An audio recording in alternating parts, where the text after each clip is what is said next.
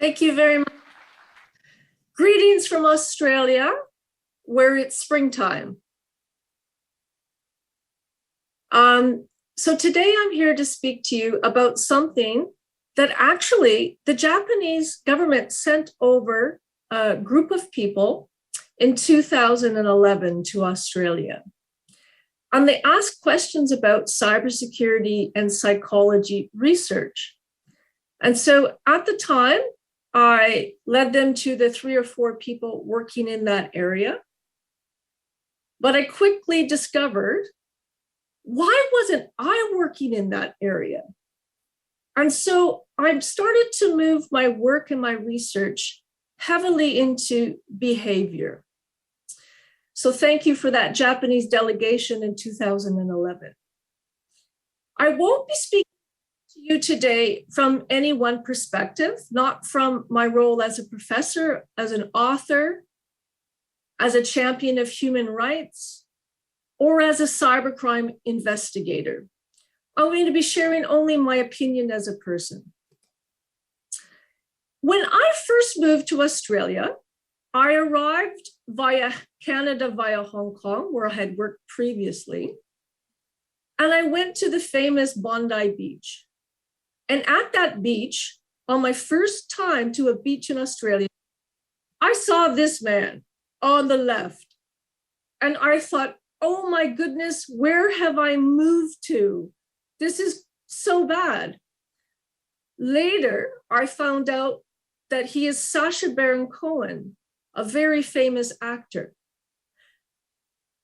Now, you're probably thinking, what does Borat have to do with chocolate Mars bar and this man to the right? This man to the right is the brother of Sacha Baron Cohen and one of the first people to start to do cybersecurity behavior research. There was a research where they handed out a free chocolate to people on the London Metro in exchange if they gave them their username and password. And I thought nobody would be dumb enough to do that, but it turns out most people were. Now, this was back a very long time ago, but in many ways, we haven't improved.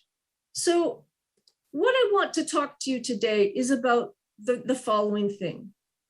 There are 11,000 new cybersecurity technologies that are developed and released for purchase every year. And cybersecurity is getting worse, not better. This is because cybersecurity is not a computer science problem. And so the world has recently begun to really understand how much more is involved in cybersecurity. So I'll start with a little story. I was hired to deliver cyber terrorism and training to the people responsible for security at Parliament and Senate buildings in Canada and the United States. And so it was my honor to be there for a week. I also received all of the anti-terrorism training, including gunshots and how you enter a building. But at the end of the training, I asked the chief of security what his job was. And he said he's responsible for all security in the Parliament building, as well as doing tours of the building for people coming from other countries, like foreign dignitaries.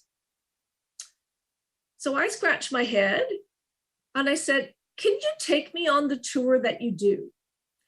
So he did, and it was all very nice. And then he took me back to his office. And then I said, what do you do now? And he said, we offer coffee, tea, and usually they show me pictures of their family. And I said, that's really nice.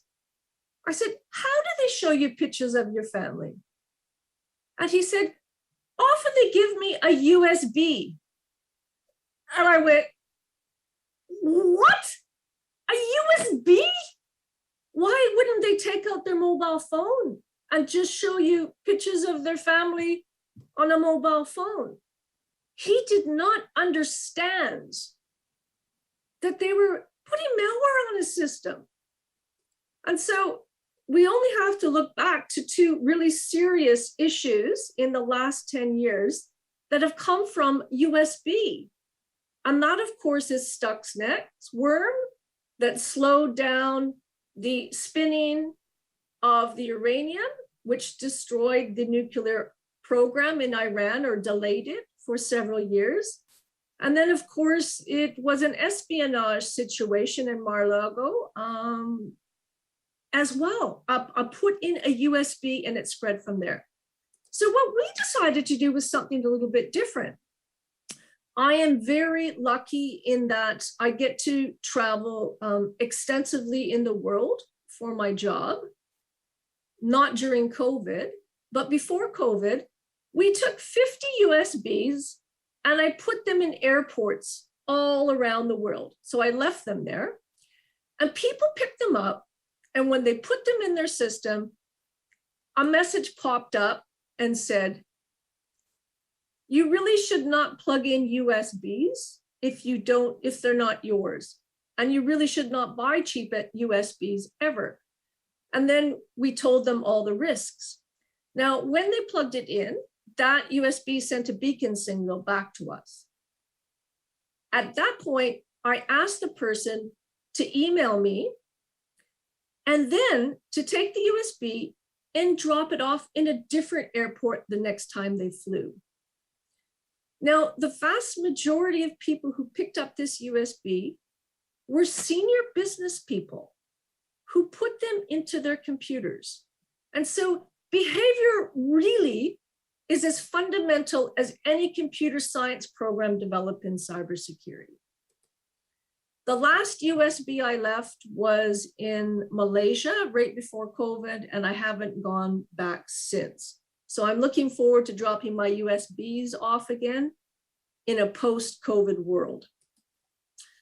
So I often describe my job as glue. So working between disciplines, because these days, if you're on a cybersecurity team, you will have people working in all sorts of different areas, right? All across the spectrum. And so these are projects that I'm working on at the moment, some with government, some with industry, and some with universities. Because again, cybersecurity really sits as a vertical and a horizontal. The vertical is research and development of products that are unique to cybersecurity. And the horizontal is that cybersecurity now factors into everything we do in life. And so when someone asks me, do you work in cybersecurity? I say yes, but in a specific field. It's as broad as asking someone, do you work in health? Because you could be a doctor, a nurse, work in a lab, janitor, everything. These are all part of health. So I want to tell you a little bit about something we discovered by accident during COVID. As you know, everyone, when COVID hit and things were shut down, started to work from home. And we saw during that time an exponential spike in both cyber attacks and cybercrime. So both were doing this. And we also moved business to the home, right? And this was something that was done globally. Now, during that time, I had 50 students that were meant to be working with industry 2 days a week who suddenly couldn't go. So we decided, what could we do as a community service in cybersecurity? So we divided the students up and did two things. Half the students worked with high schools and developed workshops for teachers and students in blockchain, in behavior, in different cybersecurity, and the rest focus on small business. So we had our students contact 30 small businesses, and then we asked them 3 basic questions. Could they explain cybersecurity to us? Very few could, okay? They might understand 1 or 2 concepts. We then asked them, do you know of any security controls? Now remember, security controls have been developed in countries globally for over 15 years. And we only had a paucity of people, as in 1, who could name more than 1 security control. So security controls are backing up, automated updates, strong passwords, multi-factor authentication. And then when we took it 1 step further, we asked them, did you implement any of them? And only 1 had. So 1 out of 30 small businesses. And so we were just fascinated by this, because while we knew cybersecurity is probably weak in small businesses, we didn't know it was that weak. Now, why is this important? Because most cybersecurity attacks can actually be stopped by implementing 8 security controls. And the other reason why it's important is that a lot of cybersecurity attacks are done in the supply chain, with many of the supply chain being small and medium-sized business. So governments are starting to realize that this has been a neglected area. And so in our country, tens of millions of dollars have been released in order to better secure SMEs. So what we also did is we had a look at all of the training materials on security controls for small business. And remember, this is important because most supply chain are in small business. So we analyzed all of these materials. So the NIST framework, in Australia, the ASD Essential 8, and the CREST framework. And we took the recommendations for small business and we analyzed the training materials, chose the best ones, and then we gave them to 5 small businesses to see if they could use the training materials to implement 1 security control. Not 1 small business could implement the security control based on the training material. Even more, they all said they wouldn't spend money on cybersecurity unless it was about $200. And so we have so much to learn on the behavioral side of things, right? So price-wise, behavioral economics, the behavioral culture within an organization, so much behavioral research needing to be done. And so because of this project that we did helping small businesses, we were very fortunate, and the government gave us a lot of money to set up what we think is the first university center that is a live security operations center. And so it is a cyber incident response center run by experts, but utilizing our students. So 100 of our students will go through this center every year, and they will provide free incident response to small business for ransomware, malware, data breach, and business email compromise. And so we've been very lucky in that we've partnered with a number of industry associations who are helping us to run this. These are just the ones below that are helping us. We just got the funding and we'll be opening in January. It's been a monumental effort, but we're hoping that this center can go and be used at any university in the world afterwards. So we're making all of our blueprints open. Now you say, why is this important? Well, in the 1930s, the first legal aid center opened up at a university. And almost every law school in the world now has a free legal aid center operating to train students and help the vulnerable. We're hoping this center inspires a whole new generation of universities thinking that cybersecurity advice also needs to be free. So let's talk about something a little bit different. So I don't know if we have any psychologists here, but this was a very famous experiment in the 1970s, and it was called Drunk Tank Pink. And it happened when people would have too much alcohol to drink, and then they would become obnoxious, maybe violent. And so the police would pick up all of these people and put them in jail overnight to let the alcohol go out of their system. But because they were drunk, there was lots of fights and it was problematic.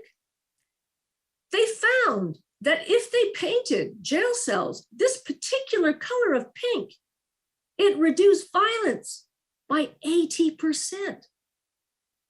And so for me, I'm thinking, what is the drunk tank pink in cyber? So we're calling it security activation. So at the moment, what happens, the studies show that awareness training doesn't work. So almost all money globally at the moment is being spent on awareness, right? Everybody has a phishing exercise they do at work, and it doesn't help because those materials were based on phishing materials from 6 years ago. I investigate cybercrime. Cyber criminals are smart. The smartest person in the world could not detect a fake phishing email anymore. We're way beyond that. And so what we're trying to do is do the research to figure out what works, what empowers a business to learn about cybersecurity, and then to feel comfortable about exploring it more, to feel they can take small steps to implement it, and then have it actually become an applied security control that's run across the organization. And so I think there's two things that are going to be essential in this. One is going to be on cognitive resilience, and the other is going to be on behavioral data engineering. So behavioral data engineering in cybersecurity really is just a step in the direction of lots of data analytics applied to data sets that we don't normally look at in cybersecurity. So at the moment, we don't analyze behavioral aspects very much. When we do, it tends to only be analyzing aspects of phishing. And phishing is only a small aspect, right, in cybersecurity. And so we need to do a lot more research in this area with industry. The second thing we need to do is, so the Australian government, similar to Japan, just this week has released the Ransomware Action Plan.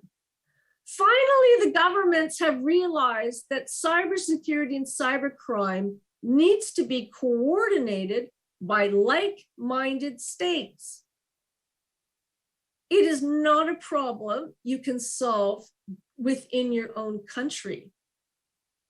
Because ransomware is organized crime's #1 profit at the moment. And it is also running the economy in several nations. It's their first economic output, ransomware. This is crazy. Cybersecurity and cybercrime are literally exploding off the map. And for all of us who work in this field, we know how busy we are. I worked 100 hours last week because of the insane amounts of cybercrime and attacks coming in. So I'm very lucky in that I work for a number of companies very part-time. And we do cybercrime investigations. And so 4 years ago, we started to pay informants within organized cybercrime gangs to feed us intelligence. And while I can't disclose where we're working, what I can tell you is how cyber criminals are organized. They have cybercrime universities. I kid you not. There is a university that looks like a university, but is only cybercrime, and it's nicknamed the University of Fraud. And they are running cryptocurrency scams 24/7. They train 100 people per week and charge $1,000 US. And when you exit their program with your crime certificate, you then start perpetrating cybercrime. And so are we producing 100 people per week for $1,000 to counter cybercrime? No, we're not. And so even our behavioral economic models in cybersecurity need to change, or we're not going to be getting around this problem anytime soon. So I haven't mentioned where our informants are because it would put their lives in danger. The other thing is that I've yet to see law enforcement outside of the US who truly have the expertise to tackle many of the issues that we're seeing. We do quite a bit of cryptocurrency tracing at the moment, and that's with Bespoke, our research and development, and a couple of Israeli products. And what we see is the following. There is no way any government is going to be able to tackle cybersecurity and particular cybercrime around crypto without engaging private companies.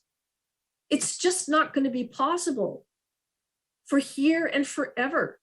Because again, we need to scale, right?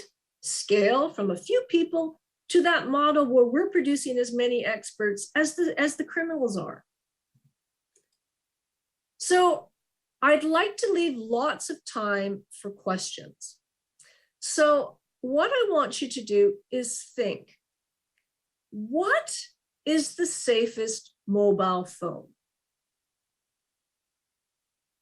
So everybody have a think. Now I want you to think why you think it's the safest mobile phone. Okay? Everybody have their answer? So usually people might say, oh, it's the iPhone because I've heard it's more secure. And it's true, the iPhone is infinitely more secure than an Android. I would never use an Android in any business where I needed to be private and secure because they don't do security testing in the sandbox for their applications. But no, the iPhone's not the safest phone. So other people might say, oh, it's a really old flip phone, maybe Nokia or Samsung. And you're like, yeah, okay, that's a really good answer because, you know, nobody bothers with that anymore, possibly. Others say it's a burner phone, could actually be. But if we're talking about smartphones, It's the Microsoft phone because nobody uses it. And while that's kind of funny, it's true. Criminals and people who target you, they function based on behaviors. They're not going to write sophisticated ransomware or malware for a product that's not used very much because they would lose profit. They target the most important security devices coming onto the market where they know for sure they can maximize their profit, right? In order to understand cybersecurity, you have to get behind the mindset of those committing cybersecurity attacks. And so what I can say is that it's a very complex area and that I'm probably doing more political science consultancy now than I've ever done. And I'm actually really concerned for the future for the following reason. Everybody is writing about zero trust. So they're trying to figure out and develop applications, technologies, and devices that trust nothing and no one. They don't trust the other device, and they don't trust the people in that world. So while it's important that we develop more secure products, the concept of zero trust is something that I find problematic. I do not want to live in a world with zero trust. It's sad. So in a world where you can't, every time you pick up your social media feed or you look at the news, there's something about a cyber attack, cyber terrorism, and now with COVID, we've never seen more cyber attacks than we're seeing at the moment. And then cyber information warfare. It is constant, right? With news and industry. But we have forgotten one really important question. What does cyber peace look like? We need to start thinking of these things.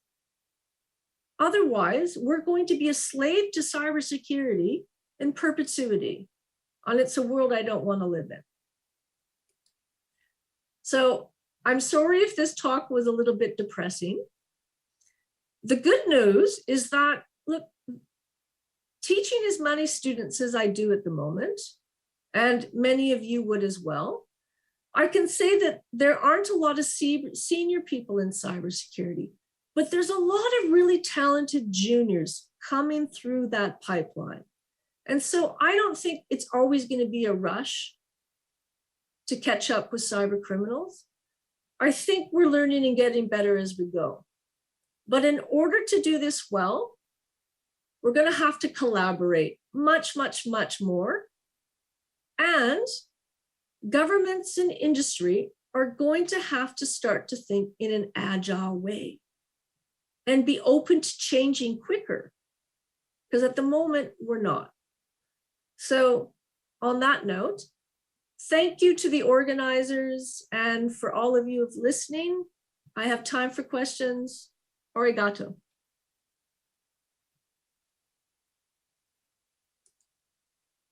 はい、アラナ・モーリシャスさん、どうもありがとうございました。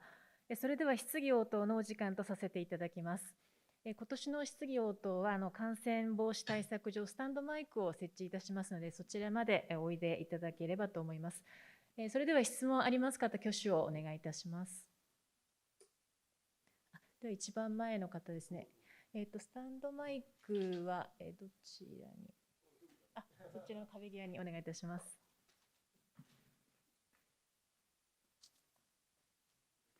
カメラはアラナさん、どうもありがとう。So please put your translation.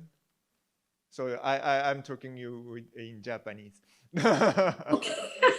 Okay. So アラナさん、高橋郁夫です。コードブルーで基調講演いただきましてありがとうございます。で、行動科学をですね、セキュリティの分析に用いていくということが多分必要になってくるだろうというのがポイントの一つだったかというふうに聞いたのですが、例えば行動経済学的な分析ですと、例えばプライバシーだとかセキュリティについて普通の人間というのはなかなか適切な認識ができない、そのパラドックスがあるのではないかというようなことが言われているかと思うんですけれども、そういう事実を前提にですね、例えばセキュリティ業界が今度どういうふうなことをすべきなのかとか、例えばあと政府、法律がですね、こういうことに注意して、なんですかね、セキュリティを高めていったらいいんではないかとかっていうことに関しての意見がおありでしたら聞きたいと思っています。Uh-oh. I don't know how to put the English interpretation on. Can someone interpret that in English? I heard privacy, security.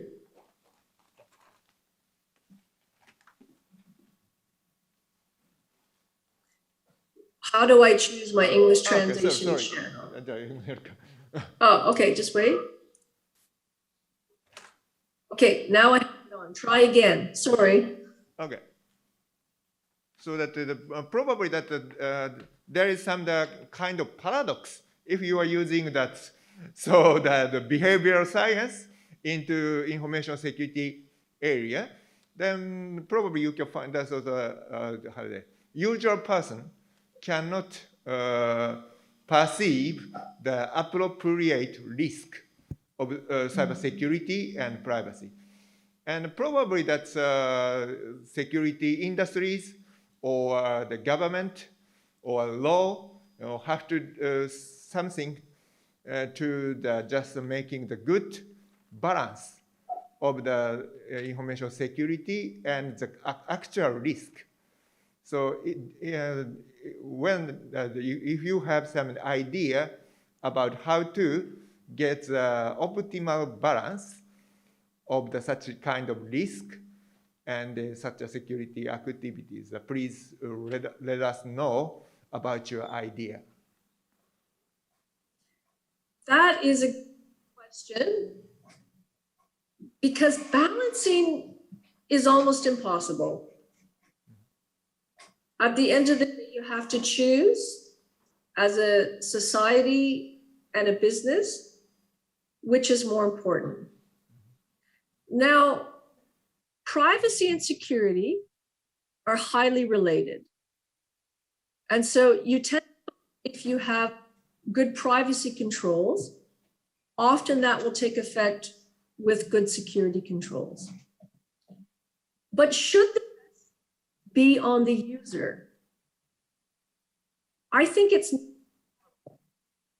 the risk be on the people with the expertise.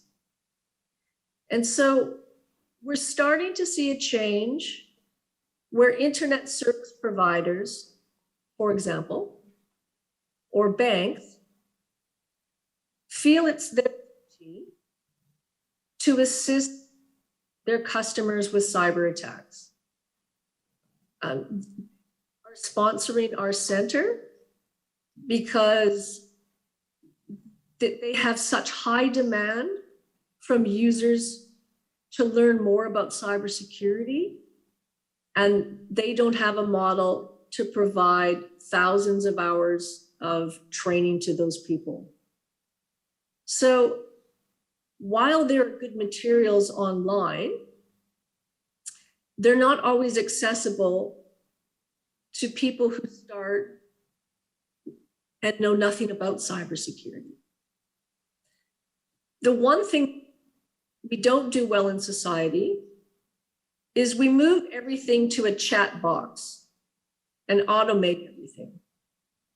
That's really, for many industries, it's terrible for cybersecurity. Here's why.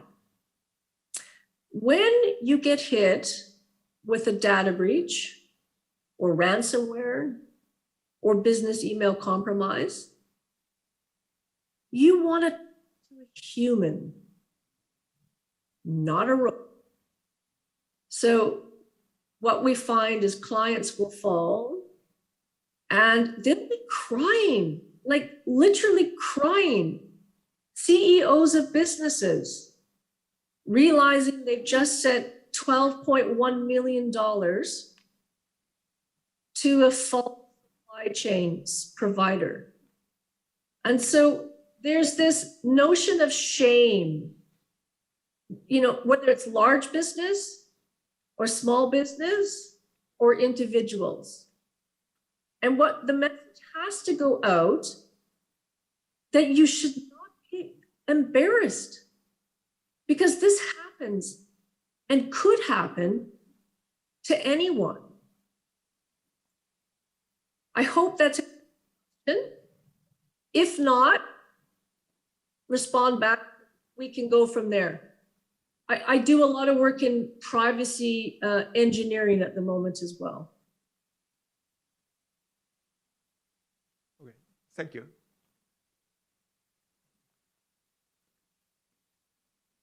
ありがとうございました。それでは他に質問あります方、挙手をお願いいたします。よろしいでしょうか。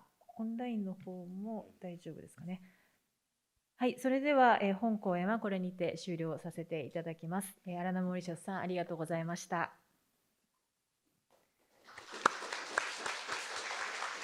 Arigato. Looking forward to coming to Japan soon.